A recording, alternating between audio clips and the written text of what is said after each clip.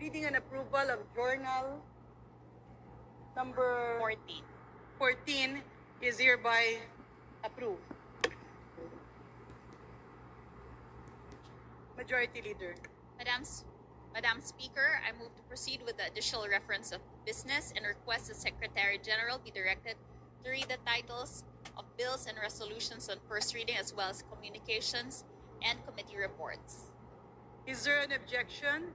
The chair hears none. The Secretary General is directed to read the title of bills and resolutions on first reading, as well as messages, communications, and committee reports for referral to the appropriate committees. Additional reference of business. Bills on first reading. House Bill 5038, institutionalizing the allocation and direct release of funds to specific campuses of the Zamboanga City State Polytechnic College by Representative Bangkoro. To the Committee on Higher and Technical Education. House Bill 5039, granting a franchise to the Summer One Electric Cooperative Inc. by Representatives Dagohoc and De Jesus. To the Committee on Legislative Franchises. House Bill 5040, granting hazard pay to all court sheriffs to the MTCC, METC, RTC, and Sharia courts of the Philippines by Representative Adyong. To the Committee on Justice. House Bill 5041, instituting a blockchain-based national budget system by Representative Adyong. To the Committee on Appropriations. House Bill 5042, amending the Higher Education Modernization Act of 1997 by Representative Adyong. To the Committee on Higher and Technical Education. House Bill 5043, modernizing the TESDA by Representative Adyong. To the Committee on Higher and Technical Education. House Bill 5044, creating the Department of Indigenous Cultural Communities and Indigenous Peoples by Representative Domogan. To the Committee on Indigenous Cultural Communities and Indigenous Peoples and the Committee on Government Reorganization. House Bill 5045, excluding Purok 5, 6, and 7 of St. Joseph Village, Navy Base, Baguio City, from the coverage of Proclamation Numbers 254, 1929, 2313 of 1983, 920 of 1992, and 1179 of 1998, and declaring the same open for the disposition to bona fide qualified occupants and/or applicants by Representative Domogan. To the Committee on Natural Resources. House Bill 5046, extending the National Feeding Program to undernourished children in secondary schools by Representative Romulo. To the Committee on Basic Education and Culture. House Bill 5047, renaming the Siquijor Provincial Police Office as Camp Eulogio M. Umigtim Jr. by Representative Villa. To the Committee on Public Order and Safety. House Bill 5048, amending Sections 4 and 12 of the Fire Code of the Philippines of 2008 by Representative Villa. To the Committee on Public Order and Security. And Safety. House Bill 5049, transferring the National Fire Training Institute from the Philippine Republic Safety College to PFP by Representative Villa. To the Committee on Public Order and Safety. House Bill 5050, amending Sections 58 and 59 of the DILG Act of 1990 by Representative Villa. To the Committee on Public Order and Safety. House Bill 5051, providing for the restructuring and condonation of unpaid interests, penalties, and surcharges on loans secured by farmers, fisherfolks, and agrarian reform beneficiaries from the DAR, the DA, the PCFC, the CDA, the NFA, and the Kedangkor by Representative Singson Mihan. To the Committee on Agrarian Reform. House Bill 5052, promoting the development of the bamboo industry by Representative Singson Mihan. To the Committee on Agriculture and Food. House Bill 5053, creating the National Film Archive of the Philippines to be managed by the Film Development Council by Representatives Villafuerte Vincenzo Renato Luigi, Villafuerte Miguel Luis, Oribata, and Redon. To the Special Committee on Creative Industries. House Bill 5054, to develop the Philippine corn industry by Representative Flores. To the Committee on Agriculture and Food. House Bill 5055, further amending the Migrant Workers and Overseas Filipinos Act of 1995 as amended by Representative Plato. To the Committee on Overseas Workers Affairs. House Bill 5056, transferring the NFTI from the PPSC to the BFP by Representative Plato. To the Committee on Public Order and Safety. House Bill 5057, creating a Philippine Transport Safety Board by Representative Plato. To the Committee on Transportation. House Bill 5058, regulating the use of bicycles and an alternative mode of transportation by Representative Plato. To the Committee on Transportation. House Bill 5059, establishing a public veterinary clinic in every city and municipality in the country by Representatives Bernos JB and Bernos Ching. To the Committee on Agriculture and Food. House Bill 5060, institutionalizing support mechanisms for teachers and school personnel in matters of student discipline and classroom management by Representative Caiton. To the Committee on Basic Education and Culture. House Bill 5061, ensuring community participation and local employment in government projects, by Representative Cayton. To the Committee on Local Government. House Bill 5062, mandating the allotment of spaces for at least 2 prayer halls or rooms in all national and local government-owned office buildings, hospitals, state colleges and universities, public terminals including air and seaports, military camps, correctional or detention facilities, and special tourism or economic zones, as well as in all privately owned shopping malls, hospitals, factories, terminals, and other big businesses frequented by the public, by Representative Mangudadatu. To the Committee on Human Rights. House Bill 5063, establishing the Mount Busa Protected Landscape in Sarangani under the expanded National Integrated Protected Area System, by Representative Solon. To the Committee on Natural Resources. House Bill 5064, institutionalizing poverty reduction through social and solidarity entrepreneurship program and promoting social enterprises with the informal sector as primary stakeholders, by Representative Mendoza. To the Committee on Micro, Small, and Medium Enterprise Development. House Bill 5065, regularizing barangay officials and providing for their fixed compensation, by Representative Collantes. To the Committee on Local Government. House Bill 5066, establishing the Magna Carta for Barangays, by Representative Collantes. To the Committee on Local Government. Resolutions. House Resolution 319, congratulating and commending Padel Pilipinas for their historic victory at the 2025 Asia Pacific Padel Cup held in Selangor, Malaysia from August 28 to 31, 2025, by Representative Yam Suwan. To the Committee on Youth and Sports Development. House Resolution 321, congratulating and commending Dr. Carlito B. Tabalin of the Mindanao State University Iligan Institute of Technology for being named among the world's top 2% scientists by Stanford University for the 3rd consecutive year, bringing great honor to Iligan City and the nation, by Representative Rehencia. To the Committee on Higher and Technical Education. House Resolution 322, congratulating and commending Dr. Rolando T. Candidato Jr. of the MSU IIT for receiving the 2025 Outstanding Young Scientist Award in Physics from the National Academy of Science and Technology, by Representative Rehencia. To the Committee on Higher and Technical Education. Message from the President. Veto message dated September 25, 2025 of the President of the Consolidated Senate Bill 1536, House Bill 11421, strengthening the protection of the Las Piñas Parañaque Wetland Park, pursuant to Section 27I, Article 6 of the 1987 Constitution. To the Committee on Rules. Communication. Letter dated September 29, 2025 of the Executive Secretary, Office of the President, Malacanang, transmitting 2 original copies of Republic Act 12308, Enhancing Animal Industry Development and Competitiveness, which was signed by President Ferdinand Romualdez Marcos Jr. To the Archives. Majority Leader. Madam Speaker. Madam Speaker. What Madam- is the pleasure of the Madam- Honorable Madam Zia? Speaker, yes. Agyong. Madam Speaker, I rise with a question of personal and collective privilege. Madam Speaker. What is the nature of the personal and collective privilege of the Honorable Agyong? To pay tribute to a former colleague and a leader of the Bangsamoro region, Madam Speaker. The Honorable Agyong has 10 minutes. Please proceed. Thank you, Madam Speaker. Bismillahirrahmanirrahim. All praise is due to Allah, the sovereign creator of the universe, the God of no equal. Peace and blessings be upon the last messenger of God, the seal of the prophets, Prophet Muhammad sallallahu alaihi wasallam. Madam Speaker, distinguished guests, my honorable colleagues. Madam Speaker, I rise today on a matter of personal and collective privilege and with a heavy heart to honor a man whose name and life were deeply intertwined with the very soul of the Bangsamoro people and of this nation. A pious and devoted member of this very chamber, the late Deputy Speaker, and then subsequently BTA Speaker Pangalian Balindong of the 2nd District of Lanao del Sur. There are public servants, Madam Speaker, whose legacies burn so bright that history itself has no choice but to take notice, a comet marvelously blazing through the sky. Unlike such comets, distant and cold, Speaker Balindong's legacy is a beacon fire, illuminating the world and inviting thousands, if not millions, to take up his cause. Uncle Ali was a pillar of our family, a pillar of the Bangsamoro people, and truly a pillar of this nation. His passing marks the end of an era, but more importantly, the beginning of a legacy that will endure well beyond his lifetime and ours. He was one of the few who could bridge 2 worlds, the traditional and the modern, the local and the national. He was both a statesman and a sultan, carrying in him the wisdom of our ancestors and the pragmatism of a legislator.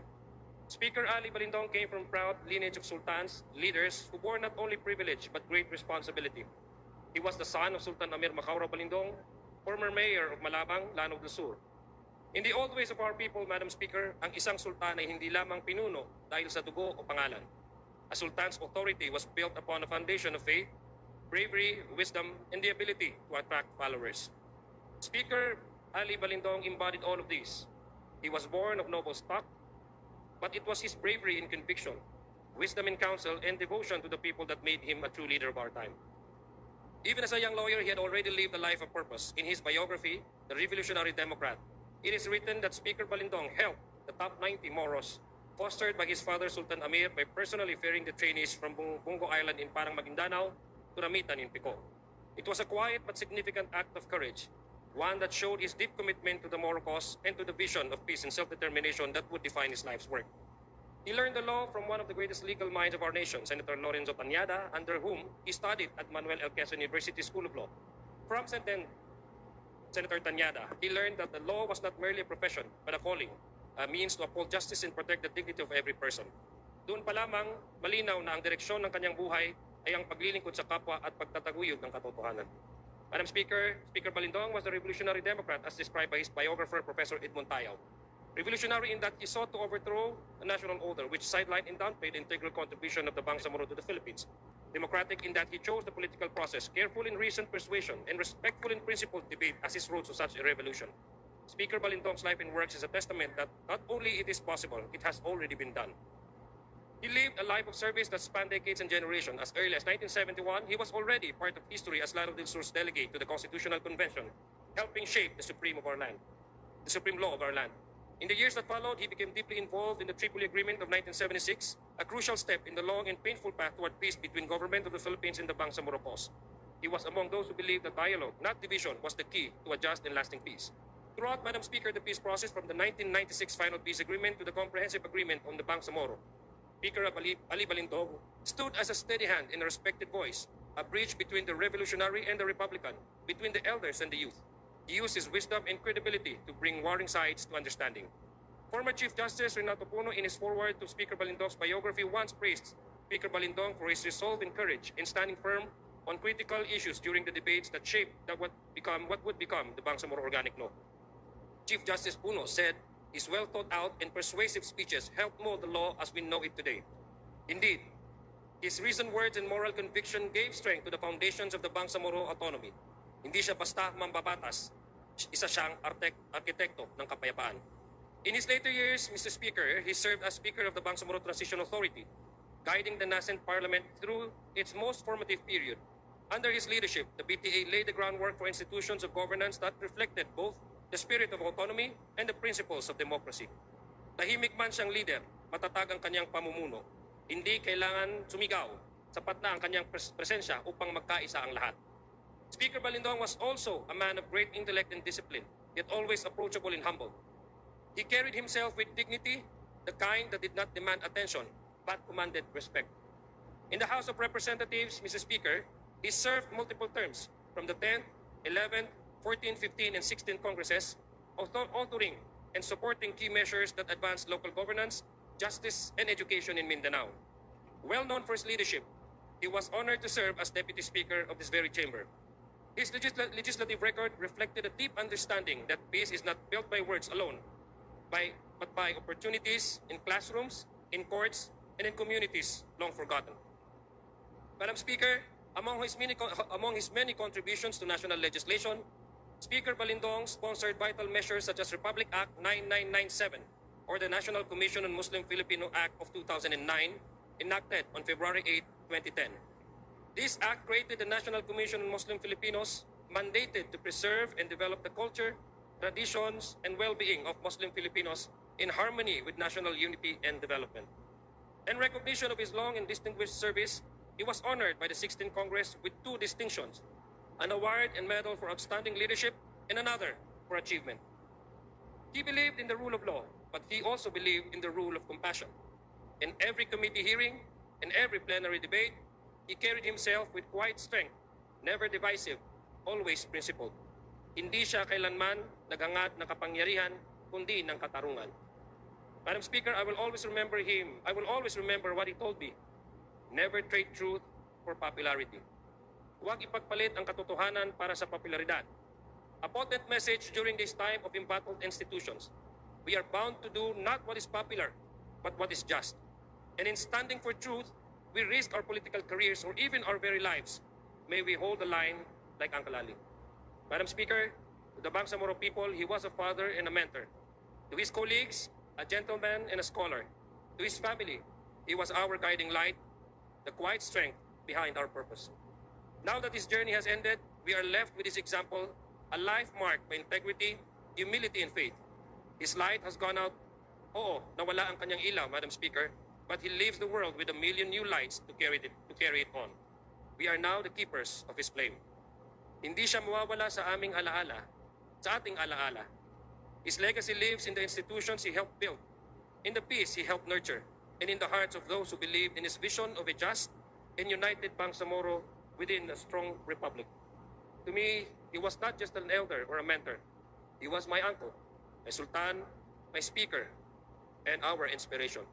His absence leaves a void that no one can fill, but his example leaves a map for us to follow.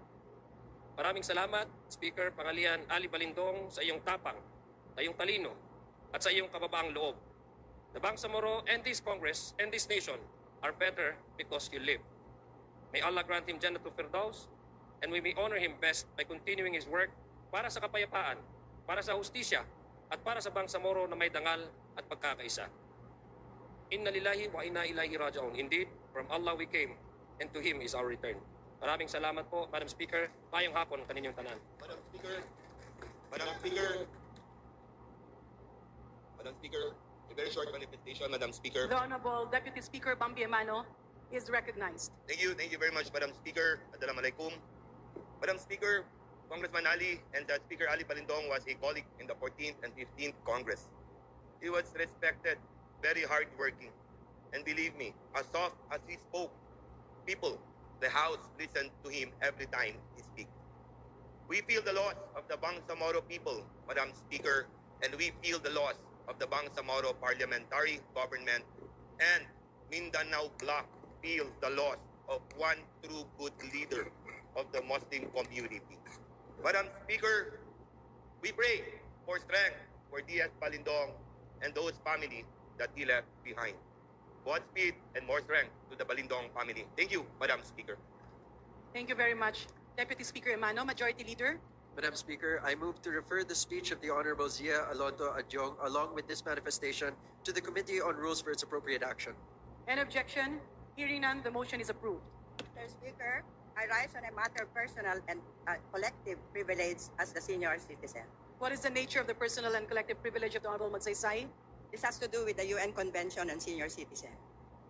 The Honorable Milagros Aquino Magsaysay has 10 minutes. Please proceed. This week, by virtue of Presidential Proclamation number 470, we celebrate the National Elderly Week, the time when we recognize and reaffirm the crucial role of our beloved Filipino senior citizens in building the past, present, and the future of our proud country. As your representative for the elderly and in the light of this momentous occasion, let me take this time as well to kindly encourage my fellow lawmakers to continue our sworn mandate of upholding their welfare rights and dignity in every sphere of public service. After all, it is in these same respectable halls that we united under one cause crafted some of the world's most inclusive and empowering policies to benefit our senior citizens, such as the Lawmark Expanded Senior Citizens Act, the Universal Health Care Act, the National Senior Citizens Commission Act, the Expanded Centenarians Act, and hopefully soon the Universal Social Pension Act. These laws have been instrumental in lifting 4 million of our senior citizens above the line of poverty, ensuring all our 12 million Filipino senior citizens of equitable and sustainable health care under the PhilHealth program, and provide us with the grace and dignity of living our twilight years with peace of mind, continued societal participation, and collective pride for our contributions in nation building. For this, you all deserve a round of applause. Yet it is also in moments such as this that we are reminded that there is still so much to be done to ensure that the generations that came before us and the future generations that will become our nation's elderly, our grandparents, parents, and even ourselves have our basic human rights recognized, upheld, and protected by our Constitution and by international chapter. I strongly believe that a genuine effort to address the needs of every senior citizen can only stem from an international standard of elderly care and legal protection based on a global benchmark of social justice and human rights. In collectively and unitedly working towards this, I believe that this can be our nation's single most important pamana or legacy for every elderly person, every senior citizens around the world. This is because of this time, the senior citizens are yet to United Nations Treaty of Convention. Our children have the Convention in the Rights of the Child. Our women have the Convention on the Elimination of All Forms of Violence Against Women. Our persons with disabilities have the Convention with the Rights of Persons and with Disabilities, and our revered migrant workers have their Convention on the Protection of the Rights of Migrant Workers and their families. This convention should always be upheld and supported. However, despite our expanding financial disparities, our diminishing physical capacities, capabilities, and our growing burden of care, our older persons have been left behind and have been waiting for decades for a convention that will specifically address our unique issues and our growingly critical concerns. This disparate situation has resulted in elderly rights being largely invisible or inconsequential in the eyes of international law. Explicit recognition of older people's rights is absent in most international human rights instruments, except for a few references on violence against elderly women and age discrimination in the Convention on the Rights of Migrant Workers. And while some of these human rights documents do offer some protection for the rights of older people, they are not sufficient because they do not capture all the nuances, features, and demands of our aging society. We have once shown the international community of policymakers how prioritizing the health, welfare, and justice of our senior citizens can drive our nation's socio-economic progress forward. That is why I believe that we should lead this charge in calling for the rest of the United Nations to adopt a legally binding international instrument that shall serve as the bedrock for the level of care and protection for all senior citizens worldwide. A universal framework would provide governments with a defined conceptual and a legal roadmap to expand and mainstream elderly rights, elevate the visibility and inclusivity of older persons, and illuminate the concrete responsibilities of states in upholding its elderly society, which includes subscribing to minimum standards and actions necessary to safeguard their well-being. The goal is not to homogenize compassion, but to harmonize accountability. This makes every country member of the United Nations a stakeholder so that no senior citizen's dignity is ever compromised by circumstance geopolitics. In 2010, the Open-Ended Working Group of Aging, or OEWGA, was established to strengthen the protection of the human rights of older persons by considering the existing international framework of the human rights of older persons and identifying possible gaps and how best to address them, including considering the feasibility of future institutions and measures. Yet, despite its critical nature, as the elderly population is expected to constitute 1/4 of the global population, by the end of this century, progress from OEWGA has been slow and so far inconsequential. That is until last year, 15 years after the establishment, that the Open-Ended Working Group on Aging drafted OEWGA Decision 14-1, which identified the gaps in the existing international framework on elderly human rights and made recommendation for creating a new legally binding international institution, such as a UN Convention dedicated to the human rights of older persons. You might ask how can the Philippines, a founding member country of the United Nations, lead the charge on this? The answer is we already have. Two of our very own human rights commissioners, namely Ms. Karen Dumpit and Mr. Bed Epres, have both been instrumental in drafting OEWGA Decision 14-1 by relentlessly delivering their strong support for the founding of the UN Convention on the Right of Older Persons. They have served as our frontliners in ensuring that the Philippines has a stake in safeguarding the human rights of all the world's senior citizens. So my colleagues kindly join me in commending the efforts of our Commission on Human Rights, which has remained steadfast and unwavering in its campaign for a United Nations Convention on Elderly Rights. Through their invaluable efforts in April 2025, the UN Human Rights Council recognized the work of OEWGA and directed the drafting of a UN Convention on Older Persons' Human Rights. This recognition is not a conclusion, but an expandingly collective call to accelerate our joint efforts to convert commitments into actionable and measurable outcomes and to mobilize resources and political will for a convention that finally enshrines aging with dignity on the international stage. As a senior citizen living in these times of great technological advancements, expanding wealth inequality, and increasing social barriers to the pursuit of quality of life, I personally look forward to the convening of a special body charged with guiding the monumental task of ensuring our senior citizens of a global standard on aging with humanity and dignity. Such a body would steward the drafting process, coordinate the member states and civil society, and ensure that the voices of older persons themselves shape the institutional and implementation. And we, as elderly-loving Filipinos, should never lose sight of our relevant position in this pursuit. It is in collaborative conventions like this that we have ascribed influential and institutional laws that continue to govern the access of quality healthcare, basic financial protection, continued social and political participation, and enhanced social protection of our millions of senior citizens. If anything, we can lead through the examples of our policies, the political will, and the patriotic capital it takes to uphold the rights of our elderly for a decent and dignified existence. It is this position of the Philippines with the rest of the world, our continued collaboration and our incessant call for the founding of the United Nations Convention on the Rights of Older Persons that will define how we honor our elders to generations to come. In recognition of the OEWGA's mandate and its recommendations, as well as our country's resolute charge in protection the health, welfare, and basic rights of senior citizens around the world, my colleagues, please join me in passing a House resolution that affirms the significance of the OEWGA Decision 14-1 and endorsing its policy recommendations on the United Nations. I also call upon all relevant government agencies in partnership with civil society to align their policies with the OEWGA Decision 14-1 recommendations, the National Commission for Senior Citizens Local Government Units, the Office of Senior Citizens Affairs, and other pertinent governing bodies must actively participate in advancing this advocacy to ensure that older persons' rights are protected, then voices heard, and their needs addressing in the design of policies and programs that would directly benefit their health, welfare, and quality of life. Or perhaps my respected colleagues here can be inspired to be more proactive and collectively contribute and collaborate in drafting a policy for the basic human rights of every elderly Filipino, which can serve as a guiding document for United Nations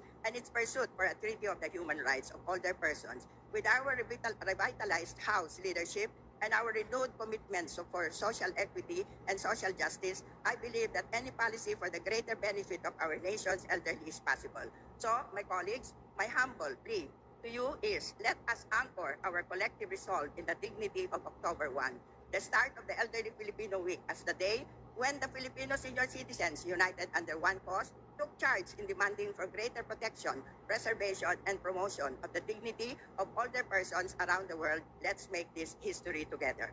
Speaker D has kindly provided tomorrow a special celebration of the UN 80th anniversary to focus on care of the elderly. The IPS, the teachers, the PWDs, for inclusive approach to fight poverty and help fulfill our commitment to the UN SDGs 2030 agenda linked to the Paris climate change.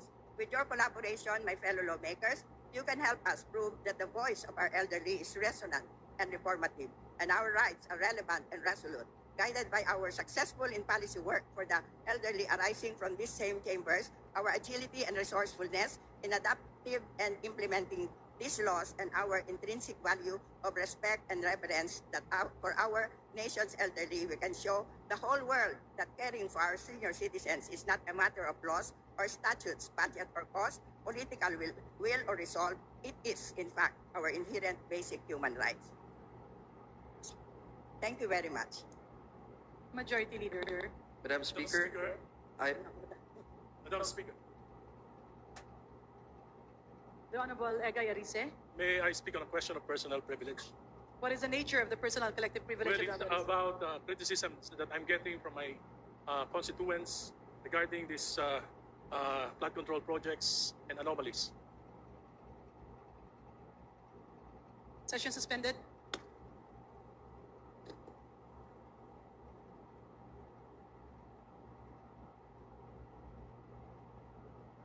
Session resumed. Just a point of order, Madam Speaker, before we allow the gentleman to have his 10 minutes on a question of personal privilege, may I request that the floor leader refer the speech first for the senior citizens to the Rules Committee before we give the Honorable Erice his question of personal privilege. Majority Leader.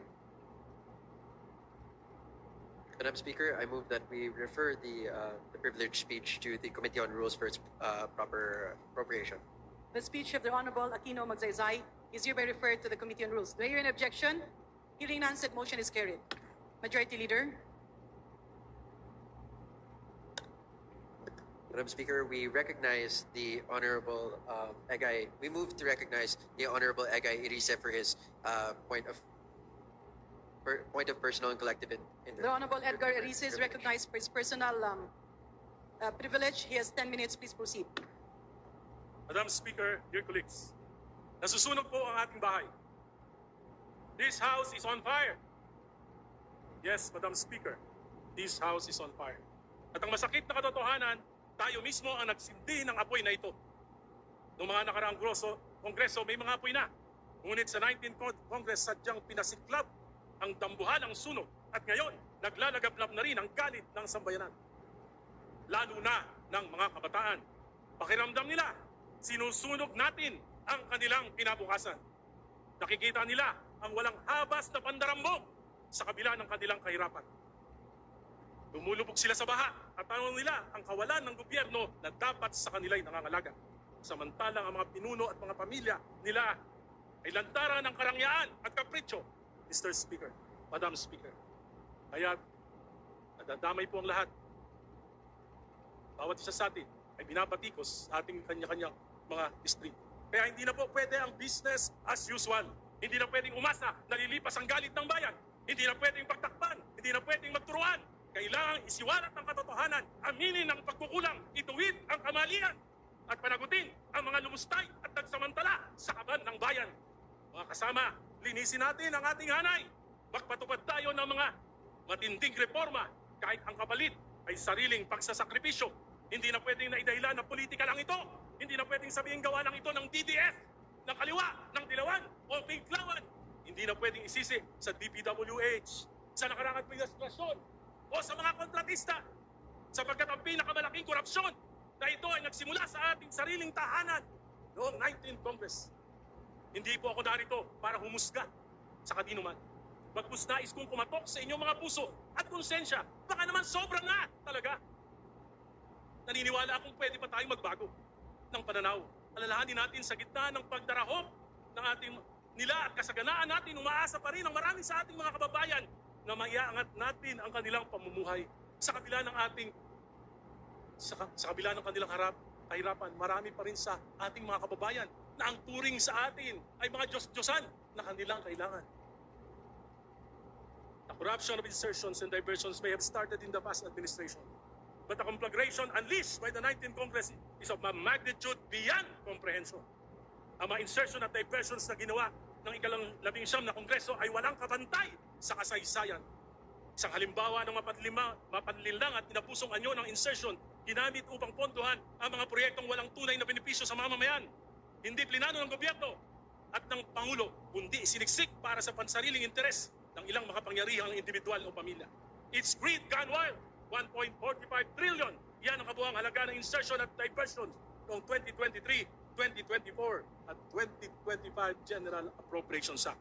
Pinondohan ng 19th Congress ang mga proyektong hindi naman bahagi ng panukala ng Pangulo.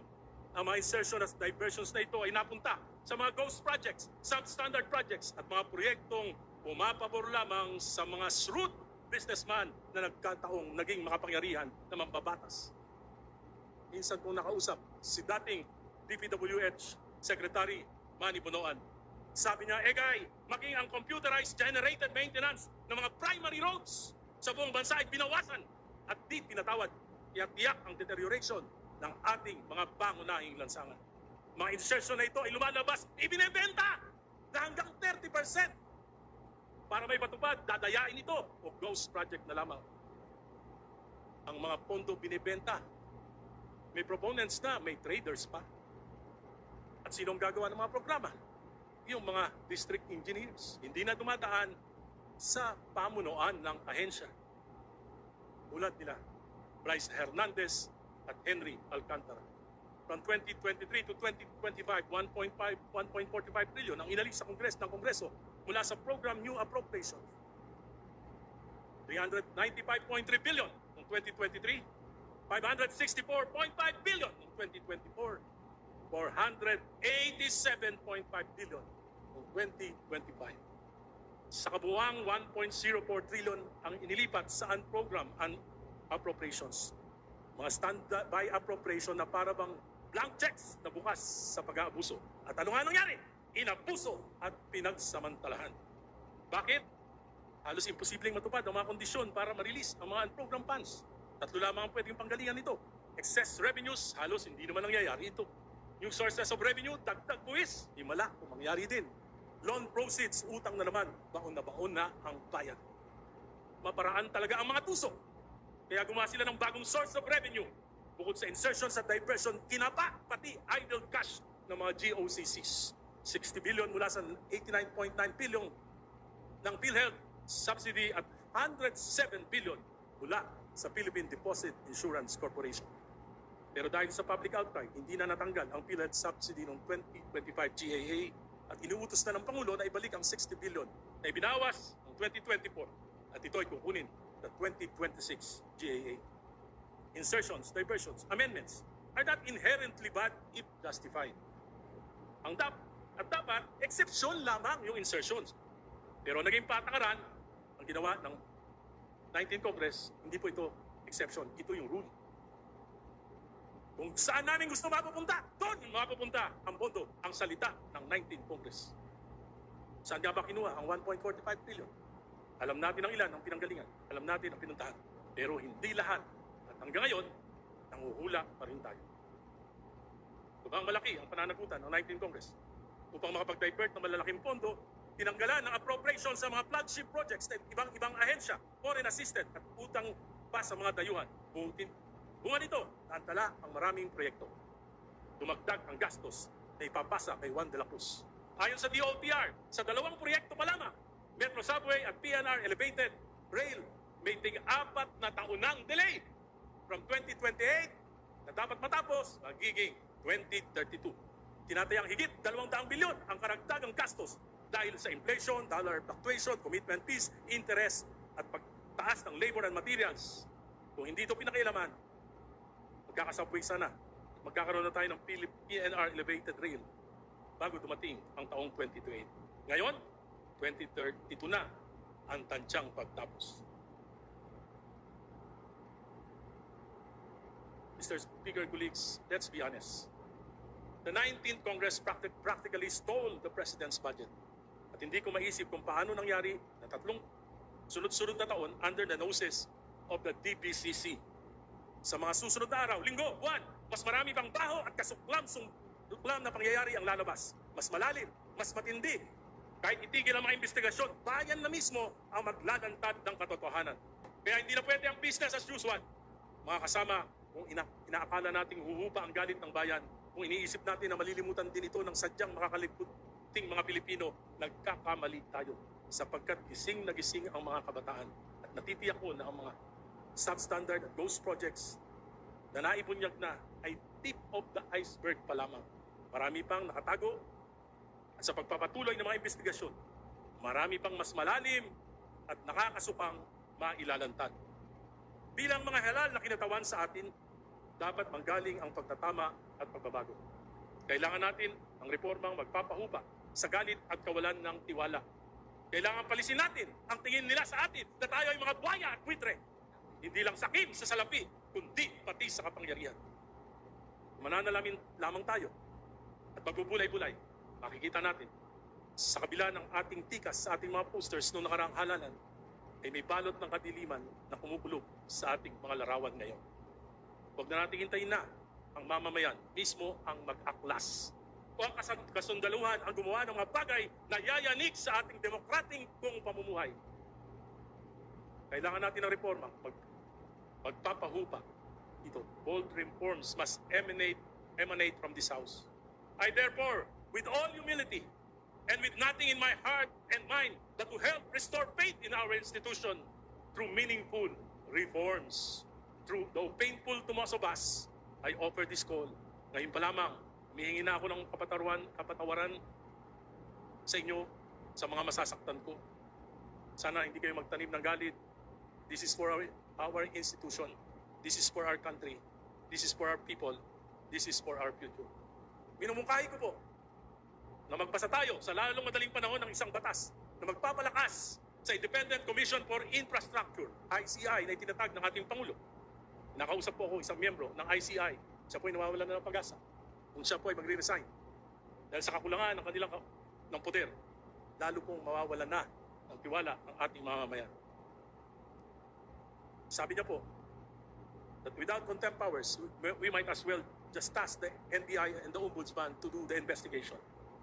Hinihingi natin sa ating Pangulo na i-certify ito. At kung kinakailangan natin mag-special session, gawin po natin ito. For the House Committee on Appropriations to submit all the documents relating to the 2023, 2024, and 2025 GAA to the ICC and make it open for public scrutiny. Huwag na nating pahirapan ang ICC. To immediately enact laws that will provide meaningful political reforms like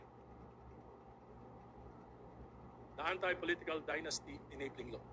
Sumumpa tayong lahat mula kay Pangulong BBM, BP Sara, mga senador, at tayong mga congressman that we will abide and uphold the Constitution. Supalit patuloy nating nilalabag ang Article 2, Section 26 ng ating saligang batas. Isinasantabi natin ang tungkulin at responsibilidad na magpasa ng enabling law na inutos sa atin ng saligang batas sapagkat ito ay laban sa ating interes. We chose to only cherry-pick the provisions of the Constitution that favor us. Dahil 70% ng kapuluang ito ay mga dynasties. Mga dynasties na pinatatag ng pork barrel, dynasties na pinatatag ng dollhouse, dynasties na pinatatag ng patronage, dynasties na pinatatag ng insertions, papaluba ng korupsyon, at sumasaintabi sa mabuting pamamahala. Sa aking panukala na isinumite dito sa Kongreso, Mr. Speaker, 2 miyembro kada pamilya, pagbigyan na natin. Lampas doon, sobra na. Tama na. Mga kasama, tigilan na natin ang palusot. Kailangan ko ng proyekto sa aking distrito. Kailangan ko ng anak. Kailangan ko ng tupad para may maipahamahagi ang asawa ko na gobernador, ang kapatid kong mayor, ang vice mayor kong anak. Ang pisang May we kumpukan. kindly request the Honorable Erice to please wind up? At pati aso ko, tatakbo na rin, kapitan. Sapagkat kami lang ang kailangan ng bayan. Our family is God's gift to our people. This is not democracy. This is dynastic monarchy in the sky. Mr. Speaker, sabi ni Albert Einstein, the world is being destroyed by greed, stupidity, and fear. Kaya ngayon, tanong ko, papayag ba tayo na sunugin ang kasakiman ng Kongresong ito at ang bansang ito? Papayag ba tayo na lububan ng katangahan ng sambayanan? Papayag ba tayo na alipinin ng takot na mawala ng pondo kung hindi susunod sa mga pangyarihan kahit mali? Mr. Speaker, dear colleagues, let us put out this fire before it consumes us all. Mr. President, Bongbong Marcos, I believe you are sincere in your anger and disgust. I believe in the sincerity of your tears. But this ain't enough. Bold action would require a will to implement painful political reforms. Isa rito, sundin ang konstitusyon, isama sa legislative agenda ang anti-political dynasty bill kahit laban ito sa interes ng iyong pamilya. Mr. President, put your best foot forward. Ang pinakamainaw na pamana ay sakripisyong pansariling interes para sa makasaysayang reforma na hindi nagawa ng pinakademokratikong Pangulo. To Vice President Sara Duterte, lumalaban ba kayo para sa political supremacy ng inyong pamilya o para sa ikabubuti ng bayan? Naniniwala akong politically motivated ang impeachment. Pinangalagaan kayo ng konstitusyon. Suklian nyo naman. Itaguyod nyo ang Article 2, Section 26 kahit pangahulugan ng pagpapaliit ng kapangyarihan ng inyong dynasty Vice President Sara. Senators, fellow congressman, kung mahal talaga natin ang bansa, oras na para magsakripisyo. Bawasan ang taba ng political dynasties. Ayaw ng Pilipino ng taba. Bawasan ang kasobangan. Bawasan ang kapangyarihan. Lugbok na ang bayan. Salamat po. Magandang hapon sa inyo. Majority Leader. Madam Speaker, I move to refer this point of personal and collective privilege of the Honorable Congressman Egay Erice to the Committee on Rules for its appropriate action. The speech of the Honorable Erice is hereby referred to the Committee on Rules. Madam Speaker, I move that we resume consideration of House Bill number 4058. Any objection? Hearing none, we now move to the motion to take up House Bill Resolution 4058. Is considered and may request the Secretary General to read the title of said bill. House Bill number 4058, an act appropriating funds for the operation of the government of the Republic of the Philippines from January 1 to December 31, 2026. Majority Leader. Madam Speaker, the parliamentary status of House Bill number 4058 is that it is in the period of sponsorship and debate. I move to recognize the sponsor, Representative Jose C. Alvarez, Vice Chairperson of the Committee on Appropriations. The Honorable Jose Pepito Alvarez is his Vice Chairperson of the Committee on Appropriations is hereby recognized. Majority Leader. Madam Speaker, I now move to recognize the Honorable Minority Leader, Marcelino C. Libanan, for his turno and contra. The Honorable Minority Leader, Nonoy Libanan, is hereby recognized to deliver his turno and contra.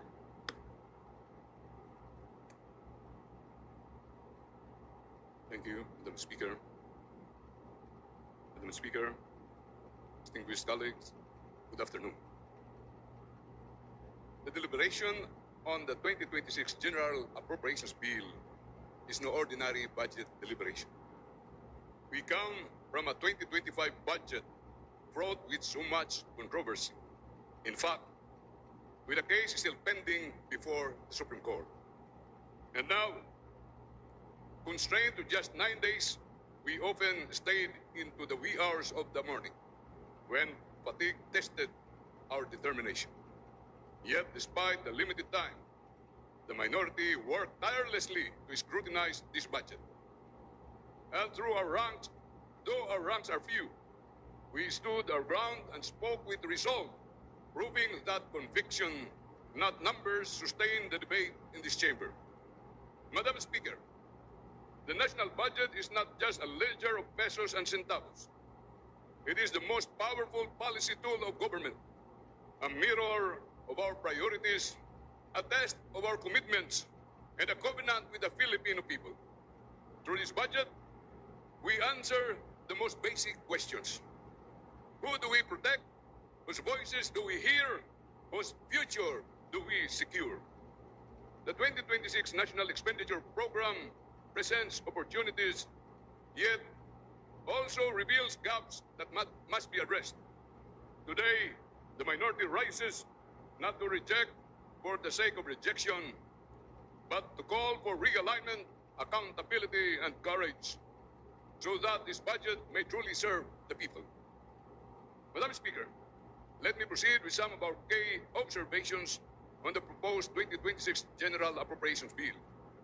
We are a nation battered by typhoons, floods, and rising seas. Yet, the sense of urgency in this budget is lacking. Flood control projects which could have shielded our communities are too often delayed, riddled with questions and controversies, and now set aside. Locally funded flood control projects have even been removed from the DPWH National Expenditure Program. Thus, after the investigations on flood control, it has become all the more urgent that we allocate the necessary funds to ensure these projects are finally completed. At a time when storms grow fiercer and storm surges threaten to wash away entire towns, we cannot afford for the budget to fall short in protecting our most vulnerable. The DENR, entrusted with protecting our environment, receives only 29.3 billion, a mere 0.43% of the 6.793 trillion budget. Meanwhile, 1.556 trillion is poured into infrastructure, including projects like the Kaliwa Dam that displace indigenous people and degrade ecosystems. Critical programs and underfunded. The National Greening Program gets only 1.66 billion. Biodiversity protection is lost by 65% from the 8.8 billion to 3.08 billion, and solid waste management is given just 346 million. I repeat, solid waste management is given just 346 million, considerably very small in the face of Metro Manila's garbage crisis. And as Congressman Edgar Erese of Caloocan reminds us, piecemeal allocations for solid waste will never be enough. What we need is a comprehensive national solid waste management program, one that supports local government units with modern waste facilities, invests in segregation and recycling systems, and builds a real circular economy. Without such a program, we are merely sweeping the problem aside while communities struggle with mounting waste and pollution. Though 983 billion is labeled as climate-related expenditures, 76.7% is funneled to DPWH, 13% to the Department of Transportation, and barely 1% to the Department of Environment and Natural Resources. This is climate budgeting by mislabeling. Most painful of all, the Pacific facing provinces, Eastern Samar, Northern Samar, Southern Leyte, Surigao, Catanduanes, Bicol, Isabela, and Aurora remain without sea walls, evacuation centers, or resilient infrastructure. They shield the nation from every typhoon, yet they are left most exposed. Madam Speaker, when Filipinos fall sick, they look not for promises, but for hospital beds, doctors, and medicine. Yet, the Department of Health admits that there are only 28,153 hospital beds nationwide, when laws require more than 118,000. That is 0.5 beds for every 1,000 Filipinos, far below World Health Organization standard of 2 beds per 1,000. Patients are forced to sleep in hallways. Provincial hospitals remain under-equipped, and intensive care unit facilities are not expanding fast enough. As Congresswoman Laila de Lima of Female Party List and Congresswoman Iris Montes of the 4K Party List have emphasized, the deeper concern is the underfunding of the Universal Healthcare Law. Universal healthcare is not a suggestion, it is a mandate. The government is legally obliged to subsidize PhilHealth premiums for senior citizens, PWDs, informal workers, and the poorest families. Instead of fulfilling this duty, government shifts the burden to ordinary workers. Healthcare cannot be universal if government refuses to pay its share. Madam Speaker, a people's budget must also nurture. Yet, as Congresswoman Audrey K. Suberio Bukidnon points out, social services are left wanting. The Sugar Regulatory Administration continues to receive less than the 2 billion mandated by law. State universities and colleges see their capital outlay halved to 9.56 billion, forcing state universities and colleges to turn students away. The supplementary feeding program covers only 120 days when experts recommend at least 200. 1 million senior citizens remain waitlisted for their 1,000 pesos pension. And even our cultural institutions like the Cultural Center of the Philippines are left struggling with a fraction of their proposed budget. These are not marginal concerns. They go to the heart of our commitment to farmers, children, seniors, and our national identity. And if we talk about social services, we must also talk about targeting and efficiency. For years, Representative J.C. Abalos of 4P's Party List and this representation have pushed for the completion of the Community-Based Monitoring System, or CBMS. The CBMS Act was passed in 2019 precisely to provide localized poverty data, ensuring that programs like the 4Ps are evidence-based, better targeted, and more efficient. Yet, it was only in 2024 that the Philippine Statistics Authority committed to complete its data gathering, and only last month that it began transmitting the information needed to update the 4Ps list. Madam Speaker, community-based monitoring system is not just for DSWD. With this data, the Department of Labor and Employment could better direct to PAT. The Department of Health could improve localized health programs, and the Department of Education could more accurately address dropouts and malnutrition. Without CBMS, appropriations risk being blind and inefficient. With CBMS, we can ensure every peso is guided by accurate sector-specific data. And in the same way that we must protect health and welfare, so too we must defend rights.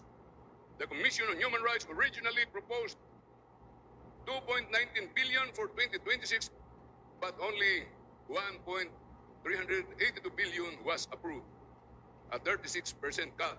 As Congresswoman Arlene Bacau of Dinagat Islands has underscored, this weakens its ability to investigate abuses, to educate communities, and to provide direct support to victims. Supporting the Commission on Human Rights is not a partisan issue. It is about democracy and dignity. Madam Speaker, as Congresswoman Sarah Jane Ilago of Gabriela Women's Party List reminds us, social protection must respond to the real struggles of our people, adolescent mothers who need stronger reproductive health and support programs, solo parents who under Republic Act 11861 are entitled to a monthly cash subsidy that must be funded in this budget, and our youngest learners whose future depends on restoring early childhood. The Early Childhood Care and Development Council's budget to its 2026 level. These are not mere line items. They are lifelines for families, ensuring that no child, no parent, and no mother is left behind. Madam Speaker, the President himself declared that we must move away from car-centric policies.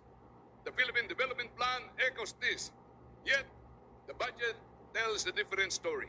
As Congresswoman Laila de Lima has highlighted, the Department of Transportation's allocation has doubled, but active transport walkways, bike lanes, safe commuter terminals remains unfunded. Billions still go to roads and flyovers, even though only 6% of households own cars. The 94% who walk, ride, or bike are left with crumbs. If government is serious about ending car-centric policies, then let us see it in the budget, with funds for walkways, bike lanes, and safe commuter hubs. The neglect is also clear in food security. The National Irrigation Administration still has no clear master plan and fails to submit required reports.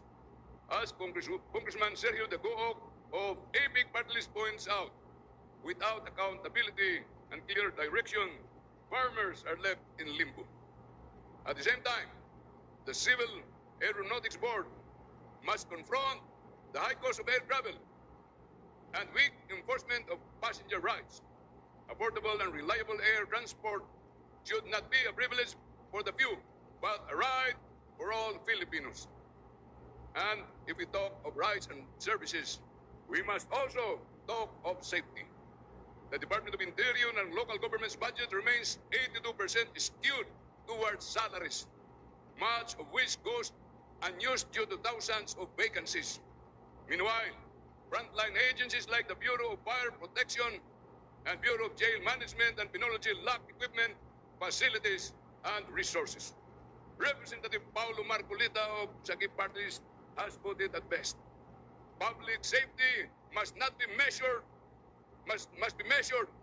not in salaries appropriated, but in the lives saved.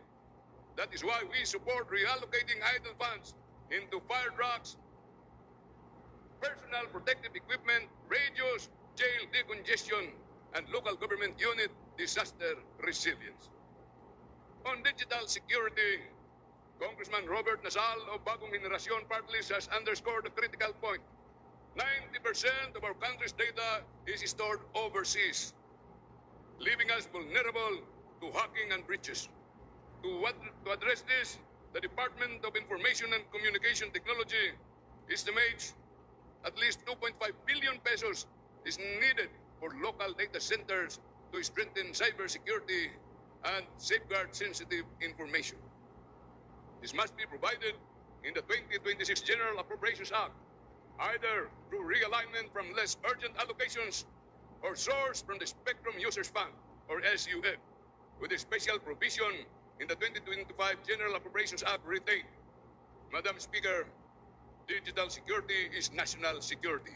Without it, every Filipino remains at risk.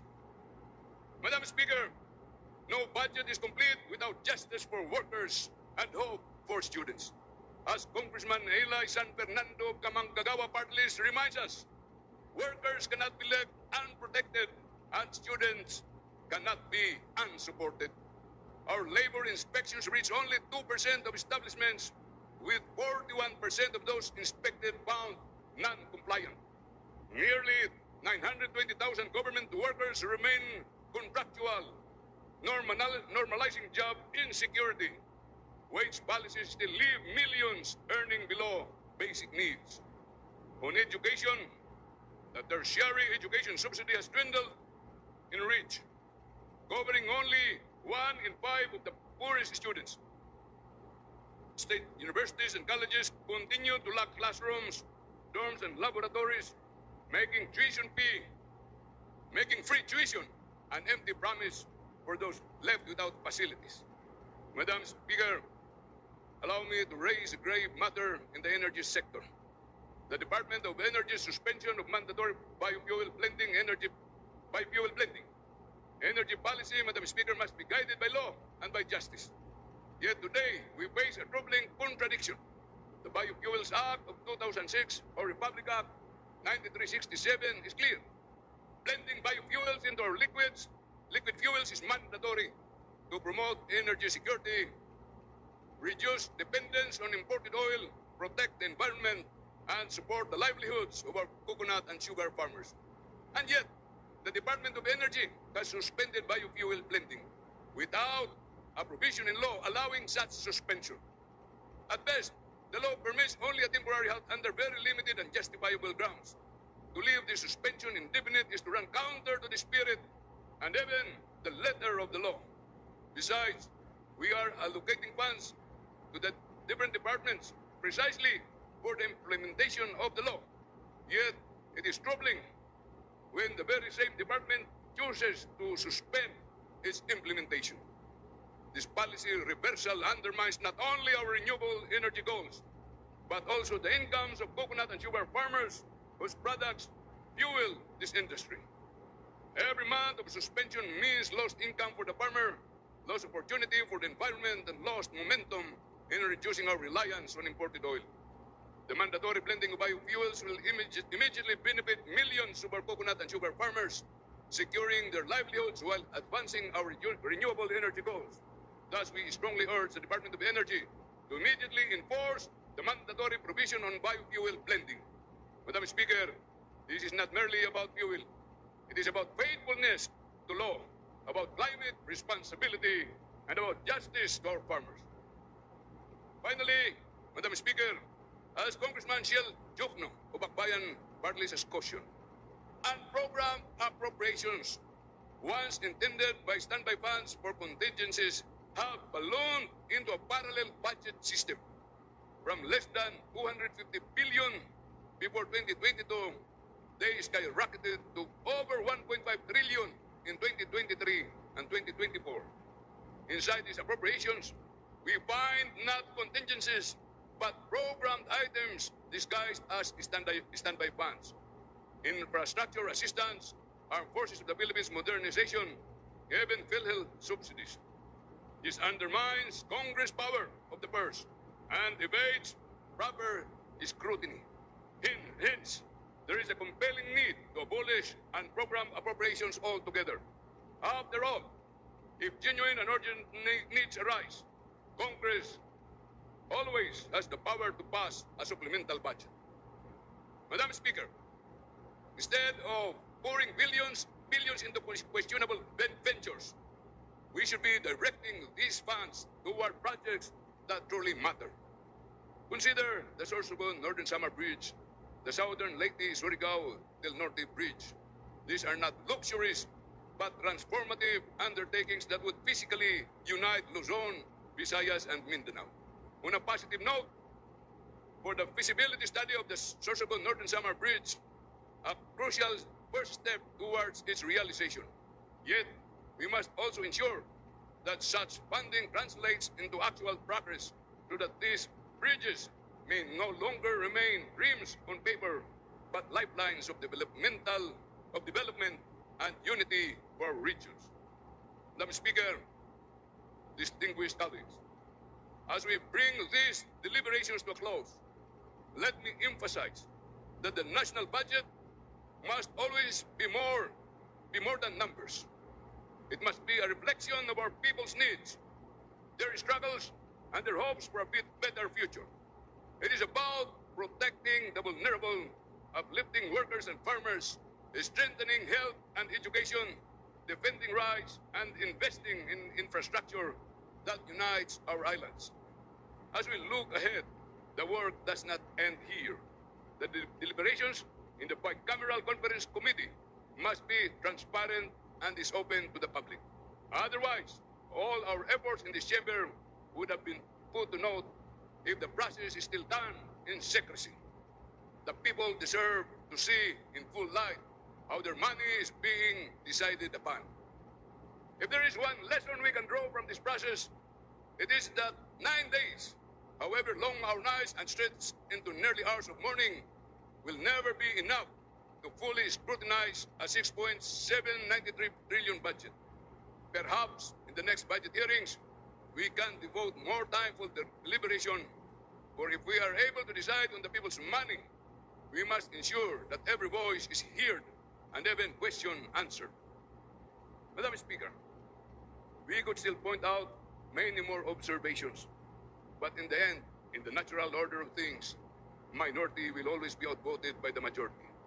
Even so, we hope that the observations we have raised be given due consideration and carried out into the period of amendments and even up to the Bicameral Conference Committee. For this, we thank the majority for their magnanimity and understanding throughout these deliberations. We may stand on different sides of the aisle, but in the end, we share one commitment to make a budget truly worthy of our people. This spirit of cooperation is clearly manifested when we jointly allocated 12.3 billion to cover the deficiency in the universal access to quality tertiary education program from 2022 to 2025 during the budget briefing of the state universities and colleges and the Commission on Higher Education. Let us therefore work tirelessly for this cause, for its success will be the triumph of us all, and its failure will be a burden we shall all bear together. Kailangan bumangon tayo mula sa kinalalagyan natin ngayon at may harap sa sampayanan ang isang General Appropriations Act of 2026 na masasabi natin na may buong paninindigan na ginawa natin ang lahat ng ating makakaya para sa ikauunlad ng ating bansa at ikagagalak ng taong bayan. Maraming salamat po. Majority Leader. Madam Speaker, I move to recognize Representative Antonio El Tino of ACT Teachers Party List to deliver his turno en contra. The Honorable Tino is hereby recognized for his turno en contra.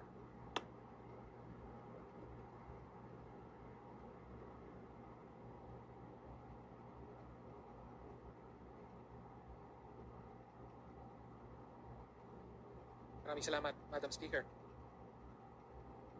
Sumambulat sa publiko ang malawakang pandarambong, lalo na noong 2023 at 2024, kaugnay sa mga proyektong pang-flood control. Ang budget na galing sa dugo at pawis ng sambayanang lubog sa baha ay naging pool of corruption na nilalanguyan ng mga korap. Habang niraragasan ng baha, tinatangay naman ang pera ng taong bayan papunta sa bulsa ng iilan.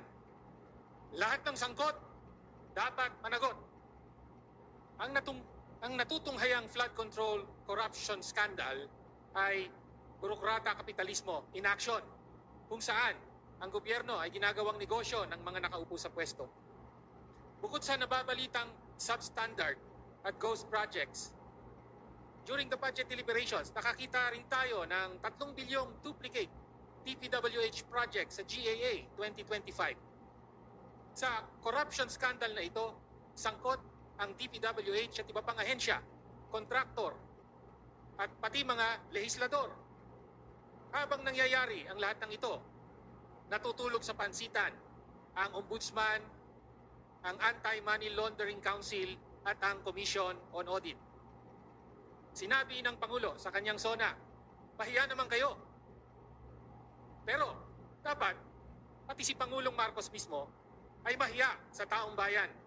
Hindi maaaring maghugas kamay ang ehekutibo at magpanggap na walang bahid ang National Expenditure Program o ang President's Budget.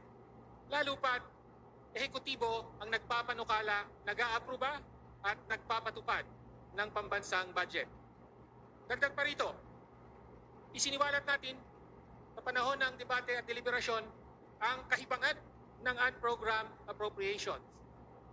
Bukod pa sa 1.9 trillion na budget na pinagsamang budget ng DPWH, meron pang 214 bilyong pondo na nai-release para sa 3,700 DPWH projects mula sa unprogrammed appropriations ng 2023 at 2024. Batay sa Special Provision Number 1 ng unprogrammed appropriations sa GAA at Section 35 ng Book 6 ng Administrative Code, ang Pangulong Marcos Jr. mismo, ang tanging nag-aaproba ng bawat proyekto sa unprogrammed appropriations. Dahil sa tindi ng galit ng mamamayan, napilitang tanggalin ang 255 billion pesos na locally funded flood control projects. Pero, ang hindi buong nilantad sa sambayanan, nagkaroon ng hindi bababa sa 113 billion na mga insertions, executive insertions, dahil galing ito sa DPWH, sa 2026 proposed budget ng DPWH. Kalakhan dito ay nagpopondo sa mga dagdag na kalsada at tulay at mga multipurpose buildings. Makatwiran ang galit ng taong bayan sa corruption. Lumalaki ang pinapataw na buwis sa mga individual at consumer, pero inukurakot lang pala ng iilan. Panawagan namin, ilaan ang 255 billion na tinanggal sa flood control at higit pa na fiscal space para sa edukasyon, kalusugan, pabahay, pagkain at trabaho. Nakasamaang palad at sa kabila ng lahat, sa esensya, ang pambansang budget para sa 2026 ay wala pa rin pinag-iba sa mga nakalipas na budget ng Marcos Jr. administration. Sa DPWH, katulad ng nabanggit, tinanggal ang lahat ng mga local flood control projects, ngunit naglipatan ng pondo para mapalobo ang pondo para sa roads, bridges at multipurpose buildings, habang walang komprehensibong overhaul ng buong sistema ng pagpaplano, pagpondo at pagpapatupad sa public infrastructure. Mananatili ang posibilidad ng pandarambong sa mga pondong ito. Posibilidad at pagkakataon sa pandarambong sa pondong ito. Malinaw na naipakita natin sa panahon ng interpellation and debate na walang pondo at plano ang administrasyon para sa ganap na pagkumpleto ng reformang agraryo. Hindi rin target ang pagkamit ng rice self-sufficiency sa nalalabing 3 taon ng kasalukuyang administrasyon. Wala ring anumang plano para sa pambansang industrialisasyon, kundi pagpapatuloy lamang ng low value-added assembly katulad ng CARS program ng DTI at sistematisasyon ng labor export policy sa ilalim ng Department of Migrant Workers. Dahil sa tuloy-tuloy na pagkiit ng mga kongresista, kabilang na ang representasyong ito, mula komite hanggang plenaryo, ay napondohan, napilitan, nagpasya ang Kongreso na bayaran ang 12.3 bilyong unpaid free higher education deficiency sa 124 state universities and colleges mula 2022 hanggang 2025. Isang tagumpay ito. Gayunman, kulang pa rin ang kabuuang pondo para sa classroom shortages at kakarampot ang dagdag na pasweldo sa mga guro at iba pang kawani ng gobyerno. Zero budget ang ilaan sa pangakong overtime pay ng mga guro at kapos ang budget para sa aral program. Ipapapasa na naman ang dagdag na trabaho sa mga guro ng walang bayad. Tungkol naman sa kalusugan, sa zero balance billing, hindi zero ang out-of-pocket expense dahil hindi sakop ang outpatient health services. Dagdag pa rito, bahagi ng pondo, ng pampondo sa zero balance billing policy ay nagmumula sa kita ng mga ospital na mula rin naman sa mga ina-admit sa private wards at lalo na sa mga outpatient na ang karamihan ay mga maralitang pasyente rin. Ang dapat, free national public health care system. Libreng gamot at pagpapagamot kasama ang outpatient health services. At kayang pondohan ito sa susunod na taon kung magpapasya ang Kongreso. May sapat na pondo po. Napakalaking kapalpakan naman ang flagship housing project ng Marcos Jr. Administration. Sa ilalim ng 4PH program, 24 lamang po ang nai-award na housing units nito noong 2024. Pinapakita na hindi talaga uubra ang privatisadong modelo ng pagpondo at pagpapatayo ng socialized housing para sa maralita. Dapat gobyerno mismo ang mag-produce ng murang pabahay. Sa kabila ng kakapusan ng pondo para sa serbisyo publiko, pinalobo ang pondo para sa pasismo ng Estado. Nananatiling malaki ang confidential and intelligence funds. Sa 2026, 4.56 billion ang hinihinging confidential and intelligence funds ng Pangulo. Ang malala pa ay wala ni isang sentimo ang natitira sa CIF ng Pangulo. Bagay na kinuwestiyon din sa paggasta ni Vice President Duterte sa kanyang 612.5 million na confidential funds. Gayon din, 52% ng budget ng National Intelligence Agency, National Intelligence Coordination Agency, NICA, ay CIF. At napakita na ang pondong CIF, whether ng Office of the President o ng iba pang ahensya, ay sa esensya exempted from procurement law and procurement rules and regulations dahil lamang tinawag itong confidential and intelligence funds. Parahas, maraming hinuli at kinulong ng mga nagrally laban sa corruption noong September 21. Pero zero ang kinulong o ang nakukulong na sangkot sa corruption. Tuloy-tuloy ang pambobomba, pagtorture at pagpaslang ng mga mamamayang ipinaglalaban ang kanilang karapatan at lupang ninuno. Nasasalamin naman sa foreign policy ang pagpapasailalim ng Administrasyong Marcos Jr. sa US at sa Indo-Pacific strategy nito para mapanatili ang US bilang naghaharing kapangyarihan sa Asia at Pasipiko kontra sa hamon ng China. Malinaw na ang Comprehensive Archipelagic Defense Concept ng Department of National Defense ay nakahulma at naglilingkod sa Archipelagic Defense Strategy or Island Chain Strategy ng mga Amerikano.